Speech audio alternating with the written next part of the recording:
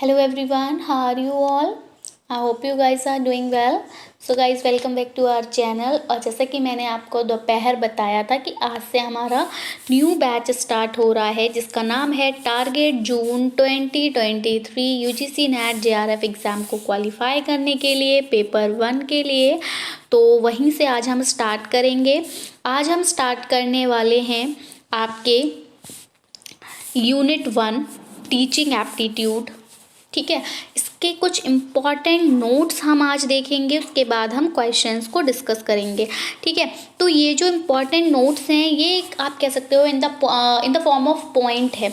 ठीक है, ये जो इम्पॉर्टेंट नोट्स हैं ये आपके किस फॉर्म में हैं, तो ये आपके important in the form of important points की फॉर्म में हैं, जहाँ से कि आपको टीचिंग एप्टीट्यूड पर बेस्ड जो क्वेश्चंस होते हैं उनको सॉल्व करने में जो है वो हेल्प मिलेगी। तो वीडियो आपके लिए बहुत ही ज़्यादा बेनिफिशियल प्रूव होने वाला है। आज से हम जो स्ट्रेटेजी अपना रहे हैं वो हमने जो प्रीवियसली स्ट्रेटेजी अपनाई थी उससे बहुत अलग है और बहुत ही ज़्यादा वर्किंग भी है। ठीक है, तो वीडियो को विदाउट स्किप किए लास्ट तक ज़रूर देखें ताकि आपसे कोई भी इंपॉर्टेंट इन्फॉर्मेशन यहाँ पर मिस ना हो। यहाँ पर जितने भी पॉइंट्स आपको प्रोवाइड कराए जाएंगे वो सारे पॉइंट्स आपके टीचिंग एप्टीट्यूड से रिलेटेड क्वेश्चंस को सॉल्व करने में आपकी हेल्प करेंगे। एंड वन मोर थिंग, अगर अभी आप हमारे चैनल पर नए हैं या फिर आपने हमारे चैनल को सब्सक्राइब नहीं किया है तो वेट किस बात का कर रहे हैं, देरी बिल्कुल मत कीजिए, चैनल को सब्सक्राइब कीजिए और बेल आइकन को भी प्रेस करें ताकि जब भी न्यू वीडियो हम अपलोड करें उसको नोटिफिकेशन सबसे पहले आप तक पहुंच सके। तो चलिए गाइस, अब ज़्यादा टाइम वेस्ट नहीं करेंगे। जैसा कि हमने अभी बताया कि मैं फिर से एक बार ये इलस्ट्रेट कर देती ताकि किसी को भी कोई भी कन्फ्यूज़न ना रहे ऐसे कैंडिडेट्स को जो जून 2023 में अपेयर हो रहे हैं और फर्स्ट टाइम है, उनका फर्स्ट अटैम्प्ट है, तो उनके लिए जो बता दूं मैं कि यूजीसी नेट का जो एग्ज़ाम होता है वो आपको उसके 2 पेपर देखने को मिलते हैं। एक तो होता है आपका पेपर 1 और एक आपका होता है पेपर 2। तो पेपर 1 के लिए तो आपको बिल्कुल वरी होने की ज़रूरत नहीं क्योंकि हम यहाँ प्रिपरेशन करा रहे हैं आपको। ठीक है, तो पेपर 1 की प्रिपरेशन हम करा रहे हैं जो कि आपकी 50 क्वेश्चंस यहाँ से देखने को मिलेंगे 100 मार्क्स में। ये ऑलरेडी मैं दोपहर को बता चुकी हूँ बट फिर से बता दे रही हूँ। यहाँ पे जो ये पेपर 2 है यहाँ आपको 100 क्वेश्चंस देखने को मिलेंगे और ये आपको 200 मार्क्स के लिए मिलेंगे। तो टोटल आपका 300 मार्क्स का पेपर रहेगा और यहाँ पर आपके 100 मार्क्स जो है वो हम प्रिपेयर करा रहे हैं। तो चलिए अब ज़्यादा टाइम वेस्ट नहीं करेंगे, वीडियो को स्टार्ट करेंगे। यहाँ पर देख लिया, हमने बताया कि इंपॉर्टेंट पॉइंट्स हैं, महत्वपूर्ण बिंदु हैं जो कि आपके क्वेश्चंस को सॉल्व करने में आपकी बहुत ही ज़्यादा हेल्प करने वाले हैं। सेशन आपका बाइलिंगुअल रहेगा। ठीक है, पहले आपको इंग्लिश देखने को मिलेगी और फिर आपको हिंदी देखने को मिलेगी सेम वीडियो में। ठीक है, तो इंग्लिश भी जो कैंडिडेट्स इंग्लिश के साथ कंफर्टेबल हैं उनको इंग्लिश और जो हिंदी के साथ कंफर्टेबल हैं वो उनको हिंदी। तो दोनों ही लैंग्वेज में आपको यहाँ पर मटेरियल प्रोवाइड कराया जा रहा है। चलिए, तो सबसे पहले हम जानेंगे कंसेप्ट ऑफ टीचिंग। कंसेप्ट क्या है, टीचिंग का जो आप कह सकते हो संप्रत्य क्या है, होता क्या है, बेसिकली एक जो शिक्षण है वो होता क्या है। तो मैं आपको एक पहले तो जनरल वर्ड्स में बता दूं कि हम जो अभी कर रहे हैं it is also known as teaching. उसको भी टीचिंग कहा जाता है, उसको भी शिक्षण कहा जाता है। आपको यूजीसी नेट का एग्ज़ाम क्लियर करना है तो यहाँ पर मैं आपको उससे रिलेटेड पॉइंट्स जो है वो आपको बता रही हूँ कि कैसे आप अपने यूजीसी नेट एग्ज़ाम को क्रैक कर सकते हैं। तो क्या अपने ज्ञान को दूसरों तक पहुँचाना और उनके व्यवहार में जो है वो परिवर्तन लाना। अभी आप जब तक यूजीसी नेट का एग्ज़ाम क्लियर नहीं करते हो तब तक आप जो है वो सिर्फ एक पोस्ट ग्रेजुएट स्टूडेंट कहलाएंगे। लेकिन जैसा कि आपको पता है कि ये तो मैं जनरल सी बात बता रही हूँ कि अभी जो है वो चेंजेस आए हैं कि अगर अब आपको यूनिवर्सिटी में प्रोफेसर बनना है तो इन दैट केस अब आपको पीएचडी होना कंपलसरी नहीं है। अगर आपने एमएससी के बाद अपना नेट क्वालिफाई कर लिया है तो ऐसी जो भी वैकेंसीज निकलेंगी प्रोफेसर्स की तो उनके लिए आप अप्लाई कर सकते हो, आप एलिजिबल हो। ठीक है, तो वही मैं आपको बता रही हूँ कि आप सोचिए जब आप ये जो नेट का एग्ज़ाम है अगर ये क्वालिफाई कर जाते हैं तो अब आपके बिहेवियर में परिवर्तन आएगा, चेंज आएगा, बिल्कुल आएगा, क्योंकि अब आप जो है वो असिस्टेंट प्रोफेसर के लिए अप्लाई कर सकते हैं। तो वही है कि टीचिंग क्या है, बेसिकली शिक्षण क्या है कि जो टीचर होता है, जो शिक्षक होता है वो अपने ज्ञान का क्या करता है, आपको ट्रांसफ़र करता है, अपने ज्ञान का जो ट्रांसफ़र है वो लर्नर्स तक पहुंचाता है ताकि वो क्या कर सके, लर्नर्स का जो बिहेवियर है उसमें परमानेंट चेंजेस ला सके। ठीक है, अब हम यहाँ पर जानेंगे कि teaching can be defined as an activity. तो टीचिंग क्या है, टीचिंग एक एक्टिविटी है, एक प्रक्रिया है that causes the child to learn, जिससे क्या होता है बच्चा कुछ सीखता है। मैं आपको यहाँ पर ये सब कुछ जो बता रही हूँ तो ये आप सीख रहे हो। अभी मैं एक टीचर हूँ और आप क्या है, एक स्टूडेंट है, एक बच्चे हैं, एक चिल्ड्रन है, ठीक है। तो आप चाइल्ड है, अब आप क्या कर रहे हैं, ये जो मैं आपको यहाँ पर जो स्क्रीन पर ये नोट किया हुआ है और मैं जो ओरली वर्बली बोल रही हूँ, तो वो आपको क्या दे रही हूँ, मैं शिक्षण प्रदान कर रही हूँ, आपको टीचिंग दे रही हूँ। तो ये एक प्रक्रिया है जिससे कि आप क्या कर रहे हो, सीख रहे हो। And acquire the desired knowledge, और जितनी ज़रूरत है या फिर जितनी आप के लिए हेल्पफुल है उस ज्ञान को आप क्या कर रहे हो, ले रहे हो, एक्वायर कर रहे हो। एंड स्किल्स, और क्या आ रही हैं आप में, स्किल्स भी आ रही हैं, ठीक है। And also the desired ways of living in, और आप क्या करते हैं, रहने का तरीका भी जो है वो यहाँ पर सीखते हैं। शिक्षण की अगर हम बात करें तो सिर्फ जॉब लेना ही शिक्षण का वो नहीं है कि अगर आप टीचिंग कर ले रहे हो, आपको लर्निंग आप कर रहे हो तो सिर्फ आपको जॉब लेनी, नहीं। लर्निंग आपको आपकी लिविंग में, जो आप सोसाइटी में रहते हैं उसमें भी हेल्प करता है, ठीक है। तो टीचिंग जो है वो एक प्रोसेस है which can be carried out, जिसको आप कैरी आउट कर सकते हैं फॉर्मली भी और इनफॉर्मली भी।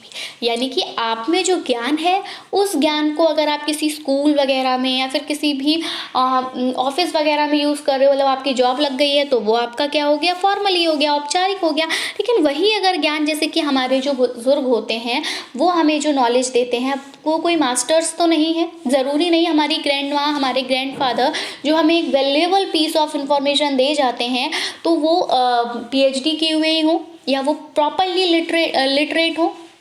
हमारे जो पूर्वज हैं उनमें से काफ़ी ऐसे होंगे जो कि क्या होंगे, लिटरेट होंगे, लेकिन फिर भी वो हमें इतनी इम्पॉर्टेंट जो है वो इन्फॉर्मेशन दे जाते हैं जो कि हमारे आगे जीवन जीने के लिए हमें बहुत ज़्यादा हेल्पफुल रहती है। तो वो क्या है, आपका इनफॉर्मल टीचिंग है, ठीक है।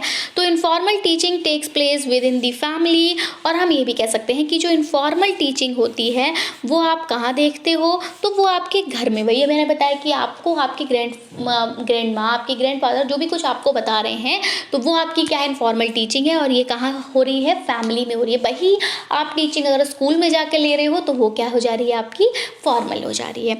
While formal teaching takes place outside the family, जब आप अपनी फैमिली से अलग हट के जाते हैं तो कहाँ जाते हैं, जब आप अपनी फैमिली से अलग हट के जाते हैं तो आप स्कूल में जाते हो, और आप स्कूल में जाके जिस नॉलेज को ले रहे हो वो वाली टीचिंग कैसी है, आपकी फॉर्मल टीचिंग है। Clear? Next, formal teaching should be carried out by experienced faculty, teachers, editors etcetera. यानी कि अब ये जो फॉर्मल टीचिंग होती है ये आपको दी जाती है एक्सपीरियंस्ड फैकल्टी के थ्रू, टीचर्स के थ्रू, एडिटर्स के थ्रू। क्लियर? नेक्स्ट, अब हम इसकी हिंदी वाले कैंडिडेट्स हैं उनके लिए है सेम वही चीज़ जो भी हमने ऊपर बताया। तो एक्सप्लेनेशन मैंने आपको हिंदी में ही प्रोवाइड कराया था, अब मैं सिर्फ इसको रीड करूँगी।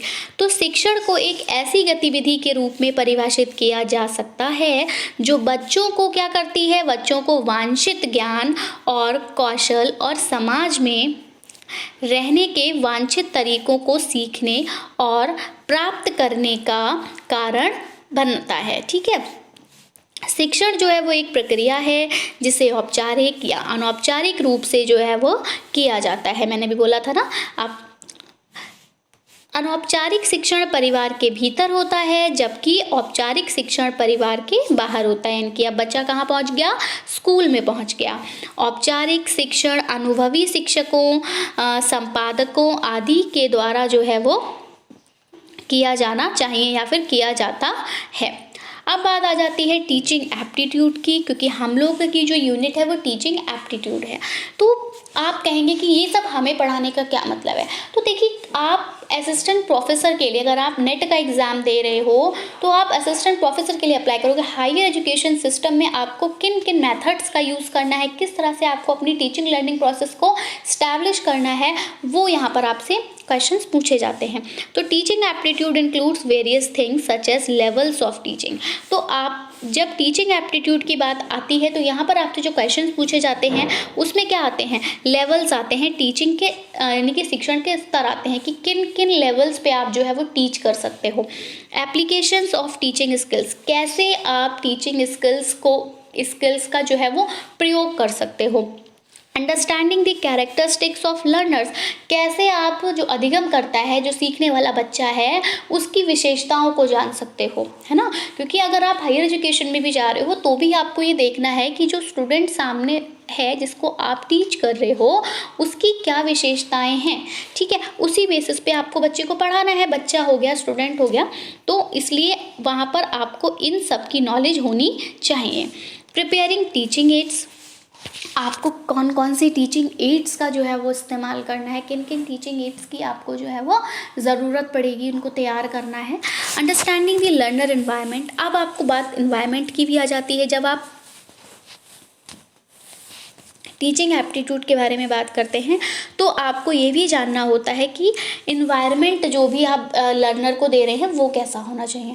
तो बिल्कुल कैजुअल है, कैसा होना चाहिए लर्निंग एनवायरनमेंट, तो भैया लर्निंग एनवायरनमेंट सबसे पहली बात वहाँ क्या होनी चाहिए, पीस होना चाहिए। मतलब पीस इन द सेंस ये नहीं कि ना कोई बोल ही नहीं रहा, पीस इन द सेंस मतलब शोर नहीं होना चाहिए, ठीक है।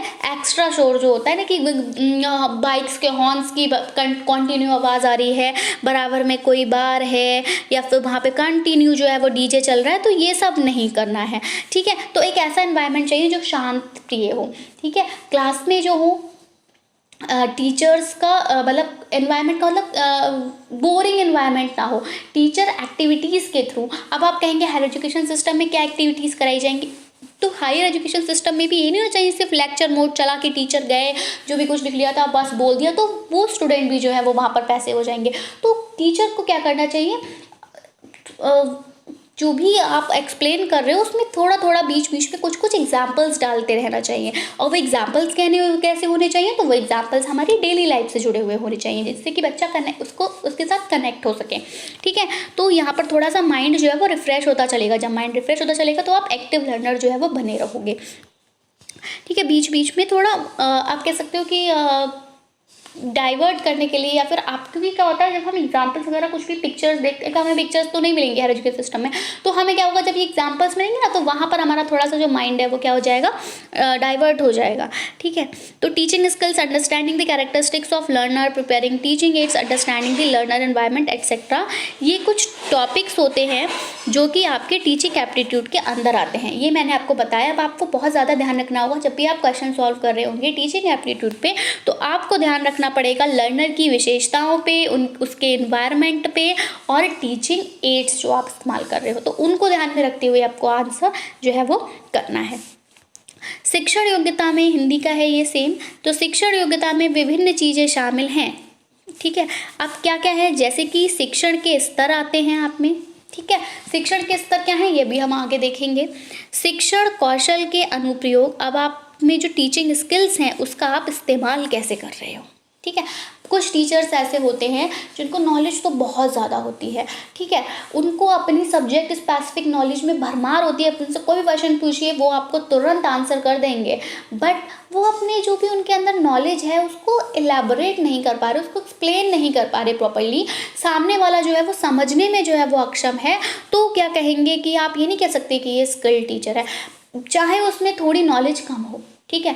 मान लिया कि स्टूडेंट ने क्वेश्चन पूछ लिया और उसको उस क्वेश्चन का आंसर उस टाइम नहीं पता टीचर को, तो टीचर ये बोल सकता है कि बेटा मैं आज नहीं इसका आंसर आपको कल बताऊंगा, ठीक है। तो वो गलत नहीं है, कल वो पढ़ के आएगा और बता देगा देख के, ठीक है। लेकिन बात आ रही है कि आपको अपने स्किल का जो है वो अनुप्रयोग करना आना चाहिए। अगर आप में टीचिंग की स्किल है, आप में को पढ़ाने का कौशल है, तो आपको ऐसे पढ़ाना है कि बच्चे को जो है वो आपकी हर पढ़ाया हुआ कंसेप्ट जो है वो समझ में आए, ठीक है। शिक्षार्थियों की विशेषताओं को समझना, वही आपको शिक्षार्थी को समझना है कि वो किस जो है पोजीशन पर स्टैंड कर रहा है, आप उसको किस लेवल पर जाकर जो है वो पढ़ा सकते हो, ठीक है। शिक्षण सहायक सामग्री तैयार करना, सीखने के माहौल को समझना आदि कुछ ऐसे विषय हैं जो शिक्षण योग्यता के अंतर्गत जो है वो आते हैं। अब हमारा नया हेडिंग आएगा यहाँ पर, that is objective of teaching. तो अब आती है बात कि जो आपका शिक्षण है इसके उद्देश्य क्या है, ठीक है। तो शिक्षण के क्या क्या उद्देश्य होते हैं, अब हम इसको नीचे बाद में देखेंगे। आप बताइए मुझे शिक्षण के क्या क्या उद्देश्य होंगे, कमेंट सेक्शन में बताएंगे, फिर हम आगे स्टार्ट करेंगे। तो देखिए, जो बात करें अगर हम शिक्षण के उद्देश्य की, तो शिक्षण का उद्देश्य क्या है? अभी हमने पहले ही जाना था कि आपको अपनी आजीविका चलाने के लिए, अपने जीवन को चलाने के लिए शिक्षण का होना बहुत ज़्यादा ज़रूरी है। अब आज की अगर हम बात करें तो भैया आपको जॉब पानी है, जॉब पाएंगे तभी आप अपना जो है वो सर्वाइवल सुनिश्चित कर सकते हैं। तो जॉब के लिए आपको टीचिंग आनी चाहिए, ठीक है। आपके कल को बच्चे बड़े होंगे, आपके मतलब कल को आपकी शादी होगी, आपके बच्चे होंगे, अब वो आपसे अपने स्कूल का कोई भी होमवर्क लेकर आएंगे, आपको नहीं आता होगा तो कहेंगे अरे हमारे मम्मी पापा को तो ऐसा आता ही नहीं है, ठीक है। इतनी एडवांस एजुकेशन हो रही है अब, तो ये भी एक कारण हो सकता है। ये तो हमारी जनरल हमने अपनी डेली लाइफ के उद्देश्य को जान लिया टीचिंग का। अब हम इसका मेन सबसे बड़ा उद्देश्य जो होता है वो क्या होता है कि बालक के सर्वांगीण, मानव के सर्वांगीण विकास के लिए जो है वो शिक्षण बहुत ज़्यादा आवश्यक है। आप चलिए आगे देखते हैं।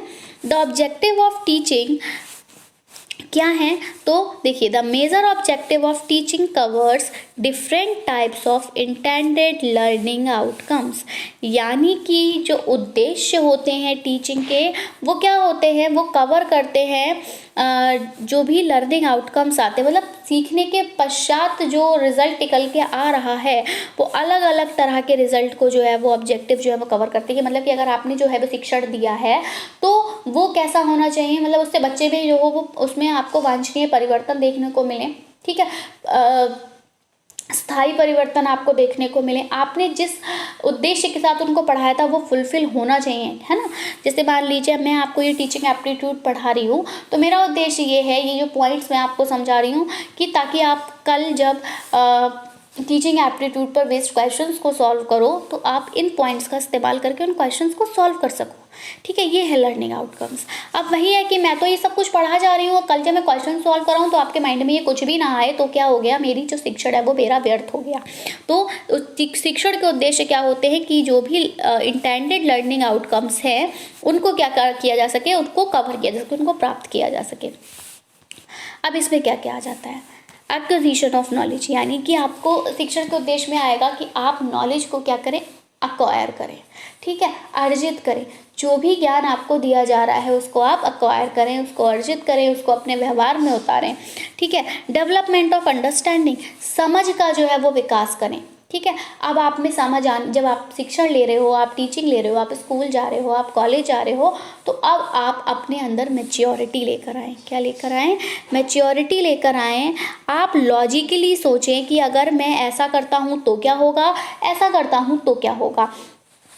मतलब कोई भी आप दो तरह से सोचें, ठीक है, कि अगर मैं ए वाले ऑप्शन को चुनता हूँ तो क्या होगा, बी वाले ऑप्शन को चुनता हूँ तो क्या होगा। ए वाले ऑप्शन को चुनने पे क्या हो रही हैं, दो डिफ़िकल्टीज, मतलब आप कह सकते हो कि दो जगह पे नकारात्मक प्रभाव पड़ रहा है, और बी वाले को मैं जब चूज़ कर रहा हूँ तो यहाँ पर 5 जगह पर नकारात्मक प्रभाव पड़ रहा है। तो अब आप देखेंगे कि आपको क्या करना है, नेगेटिविटी को हटाना है। तो अब आप सोचें कि मैं ए वाला ऑप्शन जो है वो चूज़ करूँगा, क्योंकि यहाँ पर सिर्फ 2 ही जगह नकारात्मक प्रभाव पड़ेगा, 5 जगह तो नहीं पड़ रहा है ना। तो ये आपकी समझ का विकास हो रहा है, ठीक है। मान लीजिए कोई ऐसी सिचुएशन आपके सामने आ जाए जहाँ पर कि एक सेम टाइम में आपको किसी एक मतलब ये मान लीजिए 2 पटले, जिनको आप कहते हैं पटले मान लीजिए, और ये किसी खाई से नीचे गिर रहे हैं, और मतलब किसी भी चट्टान से नीचे गिर रहे हैं। नीचे जो है वो आपको खाई दिखाई दे रही है, और यहाँ पर 2 लोग हैं, और इस वाले जो पटला है, इस वाले पटले पे 4 लोग हैं। अब आपको एक ही को बचाना है, तो आप अपनी समझ को विकसित ऐसे कर सकते हैं। मान लीजिए तो आप क्या करेंगे कि भैया 4 लोगों की जान ना जाए, अब 2 जाना तो है। अब ये अगर 6 लोग मर रहे हैं तो आप बताइए क्या कुछ कर पा रहे हैं? नहीं। अगर आप 4 को बचा सकते हैं तो उन 4 को बचाना बेहतर है ना, ये 2 के जाने से। तो वही इस तरह से आपको अपनी समझ का जो है वो विकास करना है। टीचिंग के थ्रू आपको समझ का विकास करना है। किसी 2 लोगों में अगर झगड़ा हो रहा है तो उस झगड़े में जाके आपको भी मारा पीटी शुरू नहीं करनी, बल्कि उस झगड़े को कैसे आप रिजॉल्व कर सकते हो वो करना है। तो इस तरह से आपको क्या करना है, अपनी समझ का विकास करना है। Development of conceptual, intellectual and subject specific skills. अब आप टीचिंग के थ्रू क्या होता है, आपकी कंसेप्चुअल डेवलपमेंट को जो है वो एनहेंस किया जाता है। आपका आध्यात्मिक विकास भी यहाँ पर किया जाता है, और आपका जो भी सब्जेक्ट आप पढ़ते हो उस से रिलेटेड आप में स्किल्स होनी चाहिए। साइंस के स्टूडेंट्स को साइंस आनी चाहिए, तभी तो साइंस का स्टूडेंट कहलाएगा। अब भी हम उससे अगर पूछ लिया जाए कि वाटर का फॉर्मूला क्या है साइंस की स्ट्रीम वाले स्टूडेंट से, और उसको पता ही नहीं वाटर का फॉर्मूला क्या होता है, ठीक है, उससे पूछ लिया जाए कि अच्छा वाटर में क्या आपको ऑक्सीजन मिलता है, वो कहते नहीं नहीं नहीं वाटर अलग है ऑक्सीजन अलग है, तो भैया क्या बात का आप साइंस के स्टूडेंट हैं। तो आपको अपनी सब्जेक्ट स्पेसिफिक आप में स्किल्स होनी चाहिए, आप में सब्जेक्ट स्पेसिफिक नॉलेज होनी चाहिए, ठीक है। अगर आप केमिस्ट्री के स्टूडेंट हैं, आपने सॉल्ट्स के बारे में पढ़ रखा है, तो आपको लिटिल बिट जो है वो किन मेडिसिन में कौन कौन से सॉल्ट्स पाए जाते हैं, क्या उनके साइड इफेक्ट्स हैं, ये पता होना चाहिए, ठीक है। कौन सा केमिकल किसके साथ रिएक्ट करके क्या बनाता है, ये सब कुछ आपको थोड़ा थोड़ा माइनर पता होना चाहिए, तभी आप जो है वो आप कहलाएंगे कि आपने जो है वो केमिस्ट्री में शिक्षण लिया है। तो सब्जेक्ट स्पेसिफिक स्किल्स आप में होनी चाहिए, कंसेप्चुअल स्किल्स होनी चाहिए और इंटेलेक्चुअल स्किल्स होनी चाहिए। नेक्स्ट है आपका डेवलपमेंट ऑफ वैल्यूज़, डबल हो गया कोई बात नहीं। आप में क्या होनी चाहिए, आप में वैल्यूज़ होनी चाहिए, आप में मोरालिटी होनी चाहिए, ठीक है। तो वैल्यूज़ का मतलब कि अगर वैल्यूज़ तो वही सेम है जो हम छोटे बच्चों को पढ़ाते हैं, आप में भी सेम थिंग होनी चाहिए। जब कोई आपके घर पे आता है, कोई बड़ा आ रहा है, आप उसको ग्रीट कर रहे हो, ठीक है, आप किसी से ऊंची आवाज़ में बात ना करें, सबसे लॉयल रहें, ठीक है, लिबरल रहें, आप किसी भी एक तरफ पक्षपात ना करें। तो इस तरह की कुछ आप पे क्या होनी चाहिए, वैल्यूज़ होनी चाहिए, और ये वैल्यूज़ आपको कब मिलती है, जब आप शिक्षित होते हो, ठीक है। अब हम अगर जनरल बात करें, इन जनरल, तो हम क्या देखेंगे कि to change the behaviour and conduct of student, जो मैं बार बार आपसे कहती हुई आ रही हूँ, ये वर्ड तो आप मान के चलिए टीचिंग के लिए बहुत ही ज़्यादा फेवरेट वर्ड है। क्या, बिहेवियर में चेंज। तो आपको क्या करना है, बिहेवियर को चेंज करना है और स्टूडेंट के कंडक्ट को चेंज करना है। To improve the learning skills of students including methodological और क्रिटिकल। अब जो भैया हम हायर एजुकेशन की बात कर रहे हैं, यहाँ पर जो टीचिंग एप्टीट्यूड का मतलब है वो आपके हायर एजुकेशन से है। तो यहाँ पर आपको जो स्टूडेंट की लर्निंग स्किल है उसको इम्प्रूव करना है, जिसमें आपका मेथडोलॉजी आएगा और क्रिटिकली, मतलब क्रिटिकली सोचना है यहाँ पर, ठीक है, क्रिटिकल थिंकिंग कि एक आस्पेक्ट की वो काफ़ी, मतलब कह सकते हो आप डाइवर्जेंट थिंकिंग जो है वो यहाँ पर करने लगे कि एक बिंदु से आप अलग अलग डायरेक्शन में जो है वो सोच सको, ठीक है। राइटिंग, कोई भी, जैसे आपने देखा होगा कि आप अगर यूपीएससी का एग्ज़ाम देने जाते हो, तो जो आपका पेपर 2 होता है यूपीएससी की अगर मैं बात करूँ, वहाँ आपको दिए जाते हैं एसेज, मतलब राइटिंग पोर्शन रहता है आपका, आपको कोई भी कभी दिया जाता है, पूछा जाता है कि आप अपने विचार इस पर लिखिए। तो ये क्या है, राइटिंग है। क्रिएटिविटी, अब आप यहाँ पर अपनी क्रिएटिविटी का भी यूज़ करते हैं कि अच्छा ऐसा है तो आप क्रिएटिव, आपको वाटर मैनेजमेंट के बारे में बता रहा, तो आप वहाँ पर अपनी क्रिएटिविटी यूज़ करेंगे कि कैसे हम वाटर मैनेजमेंट के बच्चों को समझा सकें कि आप प्रोजेक्ट बनवा रहे हो, ठीक है। तो ये है, ठीक है, तो क्रिएटिविटी, हाइपोथेसिस एटसेट्रा। नेक्स्ट आपका सब्जेक्ट नॉलेज, ये हम लोग ऑलरेडी डिस्कस कर चुके हैं, सब्जेक्ट में आपको नॉलेज होना चाहिए। और to provide a social and efficient member of society, ठीक है। और आप क्या करें, एक एफिशिएंट मेंबर, एक अच्छा नाग जो है वो आप सोसाइटी को उसका क्या दें, एक अच्छा नागरिक दें, ठीक है, एक अच्छा सदस्य दें। ये रहे हमारे शिक्षण के उद्देश्य हिंदी में। तो देखिए, शिक्षण का जो प्रमुख उद्देश्य है वो विभिन्न प्रकार के लक्षित सीखने के परिणामों को शामिल करता है। इसी में आपका आ जाता है कि ज्ञान हासिल करना, इसी में आ जाता है समाज का विकास, समझ का विकास करना, यहीं पर आएंगे आपके वैचारिक, बौद्धिक और विषय विशिष्ट कौशल का विकास, मूल्यों का विकास। अच्छा, यहाँ पर आपको क्या करना है, मूल्यों का विकास करना। जो मैंने बताया कि आपको कोई आ रहा है तो भैया ग्रीट करना है, किसी के साथ भी आपको ऊंची आवाज़ में बात नहीं करनी है, आपको समझना है कि भैया मुझे इसको मारना नहीं है, हिंसा नहीं करनी, ये सब जो है आपकी वैल्यूज़ होती हैं, अच्छी आदतें। आप कोई भूखा है उसको खाना दे रहे हैं, कोई प्यासा है उसको पानी दे रहे हैं, यानी कोई भिखारी आपके दरवाजे पे आया कि 2 रोटी दे दो और आपने उसे डांट के भगा दिया, हट चल भाग यहाँ से, तो ये आपकी वैल्यूज़ नहीं है। तो आप अगर शिक्षित हैं तो आप में ये वैल्यूज़ होनी चाहिए, अगर कोई भिखारी भूखा है तो आप उसको खाना दें, ठीक है। फिर यही आ गया छात्र के व्यवहार और आचरण को बदलने के लिए, छात्रों के सीखने के कौशल में सुधार करने के लिए, जिसमें पद्धतिगत महत्वपूर्ण सोच, लेखन, रचनात्मकता, परिकल्पना जो हो वो आदि शामिल हो। फिर आपका विषय ज्ञान आ गया, समाज के एक सामाजिक और कुशल सदस्य आप जो हैं वो प्रदान करें, इसके लिए जो है वो शिक्षण की आवश्यकता होती है। तो अभी हम अपने सेशन को यहीं स्टॉप करेंगे, इसके आगे हम कंटिन्यू करेंगे अपनी नेक्स्ट पार्ट में। कुछ इंपॉर्टेंट यहाँ पर पॉइंट्स रहेंगे, जैसे कि हम जानेंगे आपके लेवल्स ऑफ टीचिंग को, यानी कि आपके जो शिक्षण के स्तर होते हैं अलग अलग, वो कौन से होते हैं, कितने तरह के होते हैं, और उनके बारे में थोड़ा थोड़ा जानेंगे अपने नेक्स्ट पार्ट में। सो आई होप आपको ये वीडियो पसंद आया होगा, और वीडियो पसंद आया हो तो इसको लाइक करें और अपने फ्रेंड्स में शेयर करें, क्योंकि आपके लाइक से, आपके अच्छे कमेंट से हमें मोटिवेशन मिलता है और आपके लिए कुछ बेहतर करने का मन करता है। देखिए, अगर मैं बात करूँ आपके बैच की, तो ये जो बैच आपको दिया जा रहा है टारगेट 23 के लिए, ये टोटली फ्री ऑफ कॉस्ट है। आपको यहाँ पर कोई भी जो है वो पेमेंट करना नहीं है, आपको फ्रीली यहाँ पर एजुकेशन प्रोवाइड की जा रही है इन ऑर्डर टू, ताकि आप अपना जो है वो नेट का एग्ज़ाम जो है वो क्वालिफाई कर सकें। ठीक है, तो शिक्षण हम यहाँ पर हम भी शिक्षण कर रहे हैं। ठीक है, तो जस्ट बिकॉज कि आप लोगों को, मतलब कुछ कैंडिडेट्स ऐसे होते हैं जो कि कोर्स जो है वो परचेज कर लेते हैं, बट कुछ कैंडिडेट्स ऐसे होते हैं जो कोर्स परचेज नहीं कर पाते, क्योंकि काफ़ी हाउसवाइफ्स होंगी, ठीक है, काफ़ी वर्किंग मैन्स होंगे, और काफ़ी स्टूडेंट्स ऐसे होंगे जो कि अपनी फैमिली से इतने ज़्यादा कैपेबल नहीं है। अब हाउसवाइफ को लगता है कि हमें कोर्स ले लूँ, बट नहीं पढ़ पाऊँगी उतना टाइम, 1 या आधा घंटा ही दे सकती हूँ। कोर्स परचेज करने पे आपको प्रॉपर क्लासेस दी जाती हैं 7 से 8 घंटे की, तो वो उनको लेना पॉसिबल नहीं रहता है। तो अगर वो कोर्स ले भी लेती हैं तो वो उसको पढ़ नहीं सकती, इसलिए ऐसे लोग कोर्स नहीं लेते। तो ऐसे ही कैंडिडेट्स के लिए कम समय में एक बेहतर जो है वो मटेरियल प्रोवाइड करने के लिए हम आपको यहाँ पर क्लासेस प्रोवाइड कर रहे हैं। तो हमारे साथ बने रहिएगा और आप अपना योगदान हमें देते जाइएगा, ताकि हमें जो हो वो मोटिवेशन मिल सके। और अगर आपकी कोई भी क्वेरी हो, आप हमें कमेंट सेक्शन में पूछ सकते हैं। आपके जो भी सजेशंस हो कि क्या करना चाहिए, तो हम वो ज़रूर कोशिश करेंगे, अगर हम उनमें कुछ चेंजेस ला सकते हैं तो। So that's it from my side. मिलेंगे हम अपनी एक नई वीडियो के साथ। Till then take care and bye bye. Thanks for watching. Thanks, have a nice day.